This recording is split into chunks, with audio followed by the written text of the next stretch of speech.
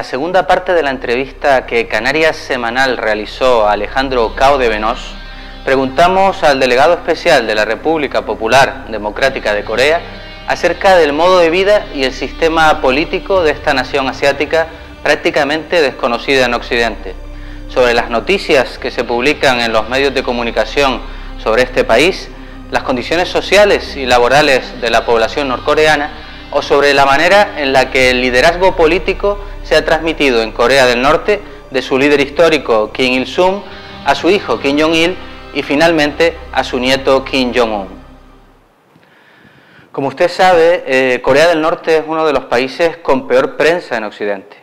Los medios de comunicación publican todo tipo de noticias terribles sobre este país y algunas realmente sorprendentes, como que su presidente habría ordenado ejecutar a un ministro con un cañón antiaéreo por quedarse dormido en una reunión, o que se asesinó sin motivo aparente a una cantante, exnovia también del presidente, que después aparecería actuando en televisión cuando se suponía que ya estaba muerta. ¿Cómo puede una persona en el Estado español o en cualquier otro país europeo informarse sobre la realidad coreana para luego crearse su propia opinión? Bueno, primero decir que el 90% al 95% de la información que sale todos los días sobre Corea del Norte es totalmente falsa. Basta referirse a las fuentes para encontrar que son fuentes no vagas, sino prácticamente inexistentes. Una persona dijo a alguien que dijo a China que tenía un vecino que vivía en Corea del Norte, del cual no se sabe su nombre, que de repente ha oído que unos perros han comido a una persona o se ha ejecutado a alguien con un cañón antiaéreo porque se había quedado dormido en una reunión. Vamos, absurdo, pero tan absurdo como la mayoría de medios como El País, El Mundo y otros que solo hacen que replicar esta información sin ninguna fuente veraz, únicamente porque solo les interesa el sensacionalismo, solo les interesa hacer dinero, no les importa verificar ni lo más mínimo la autenticidad de una información. Y esto sucede todos los días, en especial en España, donde el periodismo es bastante más patético que en el resto de países del mundo, porque yo estoy dando conferencias y entrevistas a todos los países del mundo y la verdad es que España probablemente se lleva la medalla de oro en sensacionalismo y en porquería periodística. Pero aparte de mencionar, ¿no?, esa basura de periodismo y la poca profesionalidad a la hora de verificar la información, sí es cierto que cada vez los ciudadanos, que las personas que están interesadas en conocer un poco más la otra opción, la otra voz sobre Corea o la voz directamente desde Corea de qué es lo que sucede, existen más páginas web, amigos en Facebook o a través de nuestra asociación de amistad con Corea, muchísima información disponible en varias lenguas. También hay páginas de internet directas en Pyongyang, como es Nenara o la Agencia Central de Noticias Coreana, donde las personas se pueden informar a diario. La cuestión está tampoco que no todo el mundo habla inglés o sabe bien cómo buscar estos sitios y nuestro gobierno obviamente no dispone de la capacidad económica para pelear con grandes titanes como CNN o BBC, que tienen millones y millones de los gobiernos capitalistas para organizar basura todos los días contra aquellos países que no le gustan. Pero bueno, poco a poco ese monopolio de la información que existía se va rompiendo. Las nuevas generaciones, sobre todo los más jóvenes que están acostumbrados a buscar a través de Internet, etcétera, se interesan más por escuchar otra parte de la información, saben ya que se miente mucho todos los días y que están manipulados por los medios capitalistas de información y creo que poco a poco ese monopolio se va derrumbando y ha cambiado muchísimo. Otra de las acusaciones que se hacen al gobierno norcoreano es que está dedicando grandes recursos económicos al desarrollo de armamento nuclear mientras su población está pasando hambre. Y aunque las imágenes que llegan de Pyongyang no muestran a personas hambrientas o harapientas, los medios occidentales afirman que sí se pasa hambre fuera de la capital. ¿Cuál es la situación hoy en Corea del Norte en cuanto a la alimentación? Porque sabemos que en los años 90 sí se produjeron hambrunas como consecuencia de inundaciones y posteriormente de sequías. En Corea del Norte no hay ni una sola persona pasando hambre entre sus 25 millones de ciudadanos. Al contrario que otros países como España, que se hacen llamar como países del primer mundo, supercivilizados y superdesarrollados, donde sí hay realmente gente que pasa hambre, uno de los grandes países con más producción de vegetales, de frutas que se exporta a todo el mundo y donde hay mucha gente, incluso joven, buscando en los contenedores todas las tardes. Entonces, En Corea sí que existió un problema, una grave crisis alimentaria del año 1995 al año 2000-2001, precisamente motivado por unos graves problemas de inundaciones seguidas de sequía, además de la asfixia económica, de las propias sanciones y de un aumento de la presión de los Estados Unidos. Durante esa fecha sí que se pasó mucha hambre, sobre todo porque Corea apenas tiene un 15% de territorio cultivable y las temperaturas en invierno alcanzan los 50 grados bajo cero. Así que la producción agrícola es muy limitada y se tienen que emplear millones de euros para traer cereal, para traer todo tipo de verduras del exterior que se importan del sudeste asiático, de Rusia o de China. Afortunadamente, a partir del año 2000-2001 se mejora muchísimo el tema agrícola, se introducen nuevas mejoras tanto en permacultura, energía geotérmica y otro tipo de alternativas para mejorar la producción de alimentación. Y en la actualidad ya hace años que nadie pasa hambre, ni en la capital ni en el resto de pueblos, porque de hecho, incluso durante la hambruna de los años 90, donde mejor se vivía eran los pueblos, porque en los pueblos todo el mundo tenía superficie para cultivar sus tomates, tenía sus cerdos, sus patos y tenía posibilidad de tener una vida autosuficiente alimentaria. Fue precisamente en Pyongyang y en las grandes ciudades donde se sufrió más, en 1997 o 1998, totalmente lo contrario de lo que dice la prensa. Pero obviamente la cuestión es siempre atacar a Corea y siempre y buscar alguna excusa para calumniar, ¿no? Además de eso que nos cuenta, nos gustaría saber cuál es la vida cotidiana de los coreanos del norte y cuáles son, por ejemplo, sus condiciones laborales. En Corea no existe el desempleo. Todo el mundo o trabaja o estudia, está realizando una labor, está en el ejército, ayudando al país en alguno de sus sectores. Y como tal, el ciudadano es consciente de que tiene que colaborar en ese desarrollo común para llevar esa sociedad a un buen término, para ir mejorando todos los días. Lo normal es que un trabajador trabaje 8 horas diarias de lunes a jueves. Los viernes se dedica al trabajo voluntario. Los trabajadores de las oficinas de la capital ayudan o bien al ejército en la construcción de los apartamentos, de las casas que luego se entregan gratuitamente al pueblo. En Corea del Norte no hay ni hipotecas ni alquileres. O bien, por ejemplo, en la época de recolección de arroz van a ayudar a los campesinos, a ayudar a recoger el arroz lo antes posible. Ese es el día de trabajo voluntario, que son los viernes, y los sábados por la mañana normalmente es día de estudio, donde las personas se pueden formar tanto en artes como en cualquier ámbito educativo, científico que lo deseen. Se abren todas las universidades y bibliotecas para el acceso de los ciudadanos. Normalmente, pues, sábado mediodía, sábado tarde y domingo son días normales de descanso, donde la gente disfruta con su familia, se va a hacer un picnic, una barbacoa, o se va al teatro. En fin, la gente disfruta de su tiempo libre con sus seres queridos. Y al año lo normal es que tengan 20 días de vacaciones pagadas por el Estado. El Estado no solo te paga el salario, sino que las vacaciones también las paga. Un hotel de 4 estrellas, un spa dentro del país, todo eso está cubierto por el propio Estado. Porque toda la industria es nacional. Esa es la gran diferencia con un país capitalista, donde las empresas pues están en manos de determinadas personas, ¿no? O grupos de inversión. Así que se gestiona básicamente el país como una gran cooperativa, pero eso es a grosso modo el día a día, la forma de vida de una persona que tiene un trabajo normal en la oficina. Para una persona que vive en el campo, obviamente varía, porque durante la época de recolección hay que trabajar días más seguidos, a lo mejor hay que trabajar 2 semanas enteras, pero luego durante el invierno tiene también semanas enteras de descanso, porque hay poco que hacer en el campo. Aunque casi todo lo que se publica en España sobre Corea del Norte es muy negativo, nos llamaba la atención a finales del año pasado una entrevista que publicaba el diario deportivo Marca a un entrenador de baloncesto español que estuvo trabajando en Pyongyang y que a su vuelta no solo elogió la organización deportiva de Corea del Norte, sino que en general transmitió una imagen positiva del país y de su gente, que lo cierto es que le costó recibir bastantes ataques entre los comentaristas de esta noticia.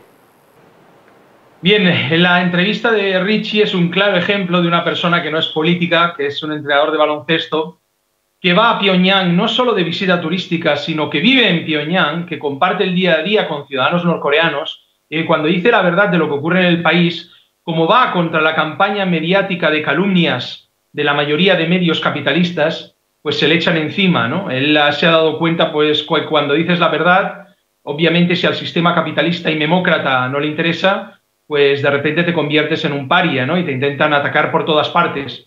Eso le sucede prácticamente a cualquier persona que simplemente intenta contar la realidad, donde la gente realmente es muy feliz en Corea, porque tiene pocas preocupaciones. Cuando uno tiene solucionada su vida laboral, tiene una vivienda gratuita, tiene sanidad gratuita y tiene universidad gratuita, obviamente los problemas que causan, muchos de los problemas que causan dolores de cabeza a las familias se eliminan, ¿no? Y la vida realmente en Corea del Norte es muy relajada, a pesar de las presiones externas. Entonces, a nivel deportivo, todo lo que es relacionado con deportes, el gobierno presta una gran atención a ello, al igual que todos los temas culturales. Cultura y deporte son totalmente gratuitos, cualquier tipo de formación en estos ámbitos, y prácticamente todos los jóvenes, tanto en secundaria como en la universidad, participan en juegos deportivos comunes, porque no solo ayudan a mantener una buena salud, una buena condición, sino además a trabajar de forma común con sus compañeros, a reforzar ese sentimiento de comunidad. Así que los famosos juegos de gimnasia masiva, donde participan 150.000 o 200.000 personas al unísono, que están calificados como los más grandes del mundo por el libro Guinness de los récords, eso es posible precisamente gracias a ese entrenamiento y a esa dedicación de los trabajadores, de los jóvenes en Corea, que aprenden a integrar el deporte en lo que es su vida diaria, ¿no? Y lógicamente forma también parte del ocio. Muchas personas van a la piscina o van a jugar a tenis porque les gusta y disfrutan con sus amigos, o bien pues se van al cine, se van al teatro o simplemente van a cenar con los amigos. Así que ese es un poco el estilo de vida coreano durante el tiempo libre. Quisiera preguntarle ahora acerca del sistema político de Corea del Norte.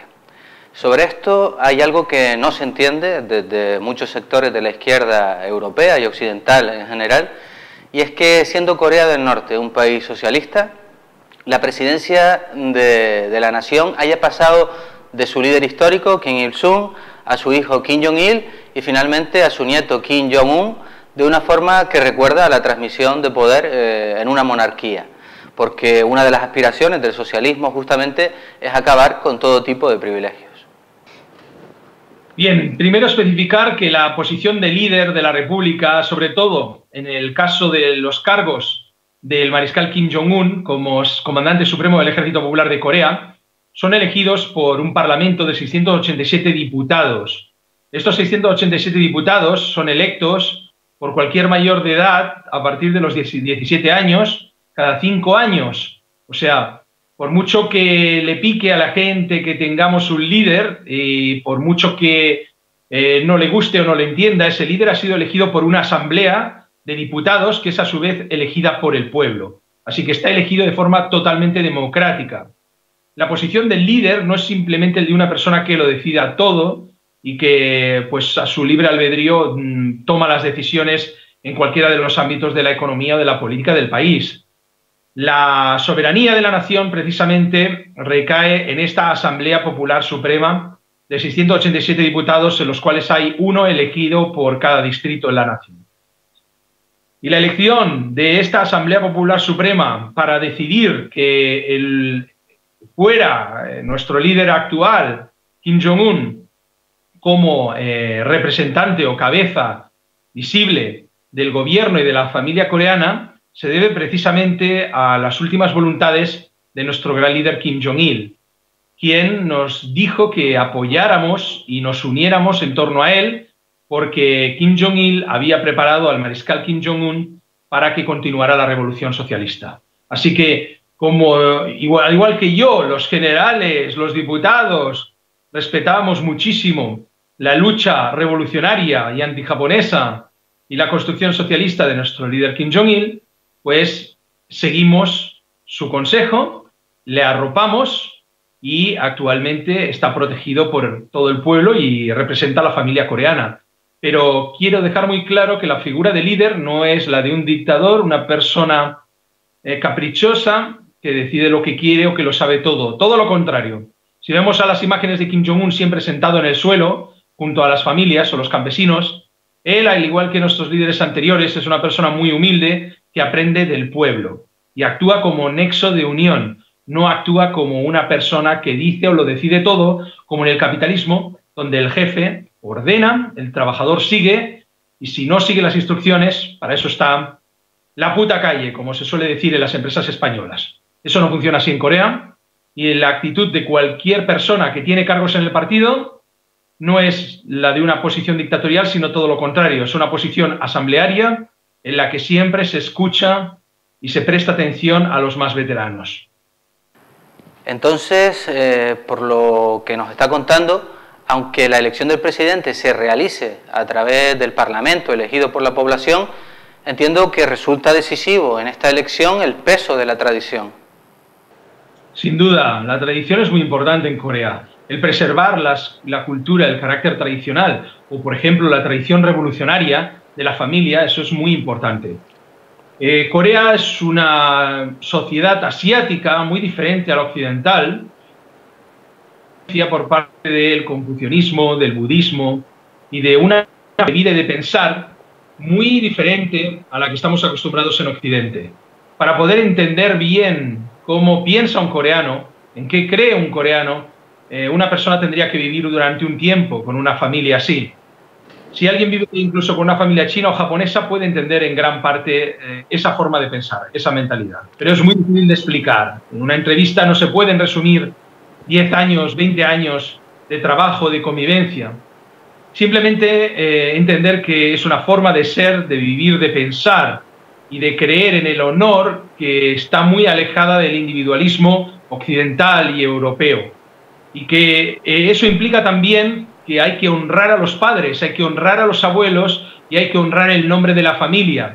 Eso es algo que sí, en Europa se hacía en la época medieval, ¿vale? O a lo mejor en el año 1800 todavía, pero que vamos, hoy en día cualquier persona le hablas de honor o de defender unos valores y te dicen qué significa valores, ¿no? Suelo decir que en universidades me preguntan que no entienden el por qué defiendo mis ideales, no entienden el por qué una persona defiende sus ideas. Hemos llegado a un mundo y una sociedad en la que prácticamente no se entiende que alguien tenga valores y lucha o muera por esas cosas en las que cree. Y eso es algo que sucede en Corea. Y hay que entender ese tipo de pensamiento. ¿Y cuáles son las atribuciones que tiene el Parlamento y cuáles las del presidente en este sistema político coreano? El Parlamento es el máximo órgano del pueblo. Como he dicho, se elige un diputado por distrito cada 5 años. Cualquier persona mayor de 17 años puede votar y ser votado. Puede presentarse a través de uno de los 3 partidos que existen: el Partido del Trabajo de Corea, el Partido Socialdemócrata o el Partido Chondoísta, que es de carácter religioso, o puede presentarse como independiente. Las personas que tienen más firmas, más apoyos del pueblo, son los que aparecen en las listas. Y luego los ciudadanos van a votar y con un voto secreto deciden a quién apoyan, si quieren apoyar o se abstienen en esa votación. Finalmente, pues según las papeletas salen unos diputados y esos diputados son los que van a elegir al presidente de la Asamblea Popular Suprema, no al presidente de la República, porque el cargo de presidente de la República recae de forma honoraria en el presidente Kim Il-sung como presidente eterno del país. Pero la persona que representa de facto al gobierno del país, el representante que se encarga de firmar los acuerdos diplomáticos con otras naciones, es el señor Kim Jong-nam, presidente del Presidium de la Asamblea Popular Suprema de Corea. Y sus funciones pues serían esas, sería representar el gobierno, sería también coordinar las reuniones ordinarias y extraordinarias que sean necesarias de esa asamblea y coordinarse lógicamente con el primer ministro, el señor Park Bong-gyu, y el resto de gabinetes de ministros en sesiones regulares del gobierno. Luego tendríamos el Parlamento como siempre máximo órgano decisorio. ¿Y cuál diría usted que es el grado de apoyo o de consenso de la población norcoreana con respecto a sus instituciones políticas y a su gobierno? ¿Y cuál es el porcentaje de la población que discrepa o está en contra del mismo? El consenso es del 99% como mínimo. En 27 años que llevo trabajando para la República, jamás he visto una protesta en la calle, he visto un graffiti o he conocido a personas que me hayan pedido solicitud de asilo político en España. Sabemos que las personas en ocasiones están en contra de la opinión mayoritaria en una población, pues se dedican a destruir mobiliario urbano o a dejar su marca de varias formas, ¿no? Para intentar pasar desapercibidos, pero protestar de alguna forma. En Corea eso no sucede, así que lógicamente entre 25 millones de personas hay unas pocas que no estarán de acuerdo o que no quieren el sistema que ha adoptado la mayoría, pero no crean ningún tipo de problema, entre otras cosas también porque la forma de ser del coreano es ejercer su protesta convenciendo a los demás, no con pataletas o destruyendo mobiliario urbano o destruyendo el escaparate de una tienda capitalista, ¿no? Entonces, la forma de expresar su descontento, en todo caso, es a través de sus representantes políticos o, sobre todo, convenciendo a los demás de que su posición es más válida que la que existe. Pero, lógicamente, ¿existe la posibilidad de que pueda cambiar el sistema político? Claro que sí, a través de la Asamblea Popular Suprema, al igual que en el pasado, a través del PQS de la Unión Soviética, hubo un señor que se llamaba Gorbachev, que era un traidor a las ideas originales socialistas y que convenció al resto de sus compañeros para transformar la Unión Soviética en una Rusia capitalista, ¿no? Así que eso ha sucedido en prácticamente todos los países socialistas, así que potencialmente existe también la posibilidad de que algún día alguien convenza a una mayoría para que se emprendan cambios hacia el capitalismo. Pues muchas gracias, señor Cao de Benós, por dedicar parte de su tiempo a concedernos esta entrevista. Un placer y animo a las personas que quieran conocer la verdad a buscar más, a preguntar a los propios norcoreanos, a visitar el país, pero sobre todo a no creerse en nada a través de terceros. Buscar la verdad por uno mismo. Esa es la clave para llegar al fondo de las cosas.